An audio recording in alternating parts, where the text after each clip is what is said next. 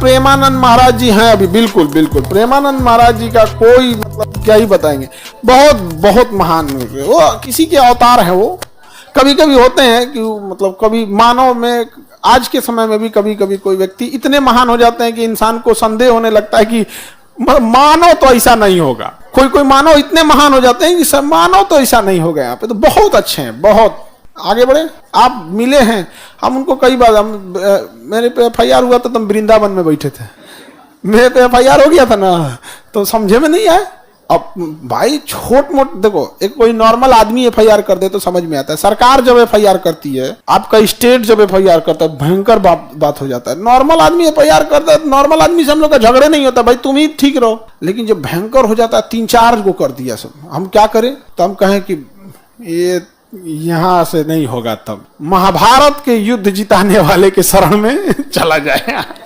वहां वृंदावन में बैठे थे, केला वगैरह कुछ ले लेते थे, और वहां के जो बंदर वगैरह रहते थे बड़े, वो सब किसी को परेशान नहीं करते हैं, लेकिन सामान छीन लेते हैं सब, फिर कुछ दीजिएगा तो लौटा दें। केला वगैरह खिलाते रहते थे वहां पर, तो कई बार देखे थे।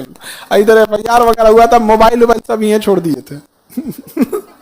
मोबाइलों से पुलिस ट्रेस कर लेती है ना, कहाँ है, आइए ट्रेस कीजिए। कुछ है ये नहीं था, न मोबाइल था न कुछ, वृंदावन में बैठल थे।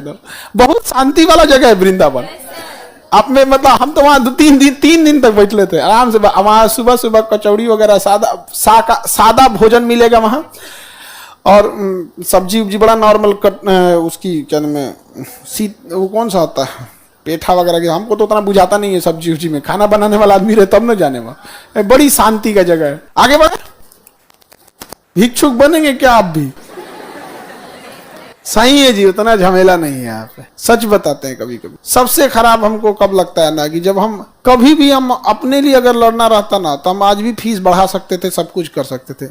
लड़ाई लड़ते हैं तुम लोग के लिए। और सबसे तकलीफ कब लगता है, जब शिक्षकों को भी सब लोग को एक साथ मिलकर ये बात कहना चाहिए कि हम लोग अपनी फीस कम कर रहे हैं और गवर्नमेंट भी GST 18% हटा दे, तो ये हमारे पीछे पड़ जाता है। उद्देश्य कि बस आप अपना फीस बढ़ाइए, हम भी बढ़ा लेंगे, बस एक ही उद्देश्य रहता है। तो कभी कभी समझ में मन करता है छोड़ छाड़ के आदमी चल जाए। अब फौज में रहते तो इससे ज्यादा ठीक ठाक रहते। सही में बहुत अजीब लगता है कि उस चीज को आप काम कीजिए जो आपको थोड़ा भी पसंद नहीं है। कैसा लगेगा? जैसे किसी को आप भी मान के चलिए, खाना बनाना किसी को पसंद नहीं है, हल्ला कर दो कि भाई कह दो कि ताज होटल में खाना यही बनाएगा, तो एगो तो उसको पसंद नहीं है, और उस पे बात आ जाएगी कि भैया ये रेपुटेशन का बात है, ताज होटल में बना रहा है तुम, तो उसको मनाना भी मन से इच्छा भी नहीं है। जो हमारे वही है, हमको तो कोई इच्छा नहीं रहता है पढ़ाने का, लेकिन पढ़ाना भी है, उम्मीद भी लगा रहता है बच्चों को। वो भी कहता है सर आप पढ़ाते तो याद हो जाता है, दिक्कत नहीं होता है। यहाँ पे